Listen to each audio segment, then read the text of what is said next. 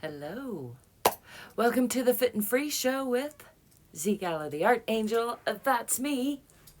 You can call me Auntie Angel if you like. I'm in the Head Hutt. It's kind of warm outside, and I was thinking it was too warm in here, but actually it is quite nice. It says I'm looking at my thermometer, says it's 85 up there toward the high side, but I feel like it's maybe 80 here, and I bet it's only 70 downstairs because there's a whole nother section here using passive temperature control. That wasn't what I planned on talking about, but there you go. Let's do a little of letting go, shall we? That's what it's all about, I think. Letting go of the past so we can make room for the troubles of today. There's always more troubles on the way, so I find it's important to learn to let go of things and stuff regularly. Otherwise, it will accumulate, and Ayurvedic medicine teaches us, and also just life experience will teach you, that accumulation leads to stagnation, or is it the other way around? Stagnation leads to accumulation, and that can lead to dysfunction, disease. Feel me? I think I definitely have some of that. I don't know about you. Working on it, though. I got a dog, and she had puppies, and the puppies are really good at just destroying everything that doesn't have a home, a place, all the extra stuff that I obviously don't need. Let's do a little stretching. I am feeling inclined to put my feet in the air, so there you have it. A little bit of stretching in the seated position, but on the floor. It's a little harder to do this on a chair, so I do recommend doing it on a hard floor. I have a little bit of a carpet under me. It is good to have a carpet or a yoga mat or something like that if you're going to do this, but it can be done on the hard floor. And I'm just relaxing my low back and kind of massaging my butt muscles, my gluteals, by rocking back and forth. Actually feels quite good and kind of a little bit pinchy on some occasion. And it's a really great way to exercise your abdominal muscles and kind of play around at the same time. Don't have to take things too seriously. You can do some crunches too if you want. From there, it's a great way to warm up for some crunches. How about that? I'm gonna stop messing around for just a second anyway and come back to sitting upright. Just take a couple of deep breaths and center myself into the sits bones, lifting up into the air. I think it's so important to remember that we need to play. As I mentioned, the dog and the puppies, they remind me all the time how important it is to play, to feel our natural selves, to feel like life is worthwhile. I mean, what the fuck we doing here if we're not able to play, right? So even, I'm not saying don't work. I'm just saying make some play amidst your work.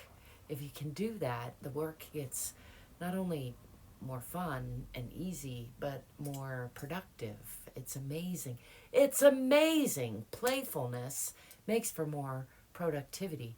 This is what the dogs are teaching me greatly, because if you ever try to train dogs or puppies, well, I hope you learned to use play, because that is the secret ingredient. And it's no different for humans, actually.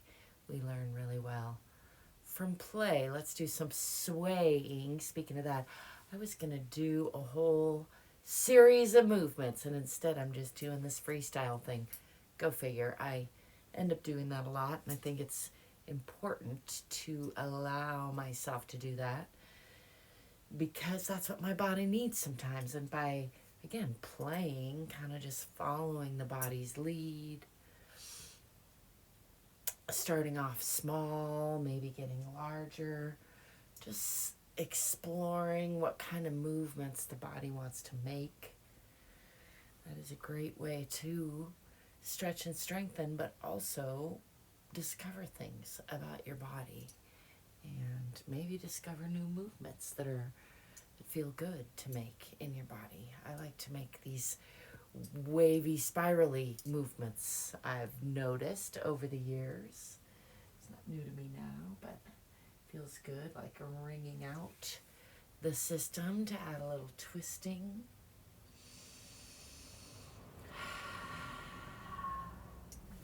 Try to remember to add breathing and smiling.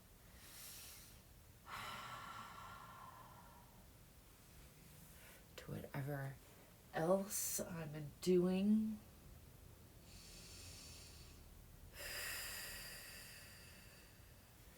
And I try to do the same thing roughly on the two sides of my body. Keep things even and fair. And often discover how the two sides are not the same because things aren't really even and fair. It's good to try to always be helping the body in its attempt to maintain homeostasis or that centered, balanced effect. So by doing the same thing on two sides of the body or attempting to, it can help me notice if things are getting more and more out of balance, in which case I can do things to bring them back into balance, and or it can help to rebalance things as I'm doing the exercises. So right now I'm sitting with my feet apart in a wide V and just letting my knees relax a little bit, feeling that, kind of wiggling the feet around. I'm going to bend forward, keeping the back relatively flat. Just getting a nice stretch. For me, that's through the legs, and I'm holding the feet, pulling the toes back toward the body, holding the feet upright, toes up. That's what I was starting to say, didn't finish. And then pulling the body like forward a little bit onto the pelvis, and then pulling forward with the back relatively flat. Give a nice deeper stretch there. I'm going to take about 3 breaths to just relax more into that on every breath.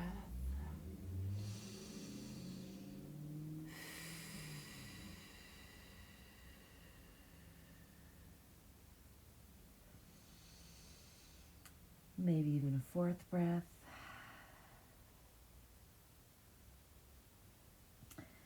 As I'm continuing to feel some release, I'm going to bring my hands out forward, and again now pull the back straight a little bit, pulling the upper body forward. I still have my feet rooted with the toes pointing up. I'm just letting those muscles in the inner thighs and in the back of the legs relax over several breaths. It's a great way to get extra range of motion there. Let's go over to one side, trying to root that opposite side down in the hip, so not lifting it off, but leaving it rooted.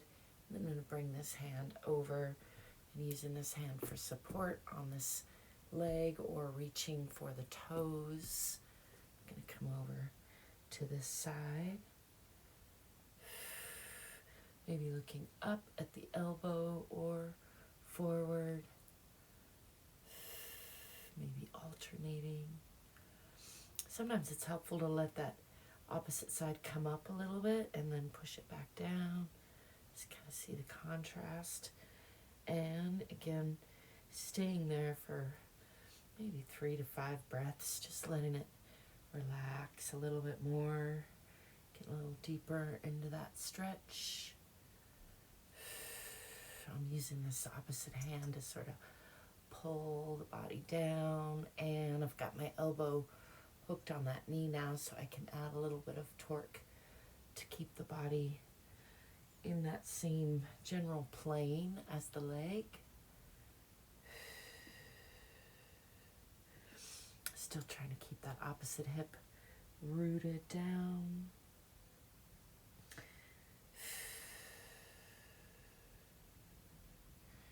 And coming all the way down to that side. I'm going to sweep across the front. Just get some more stretching over on this side. Coming to the opposite side. Kind of starting low in this case.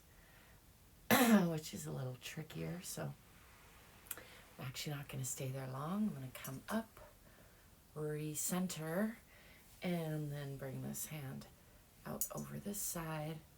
Bend to this side.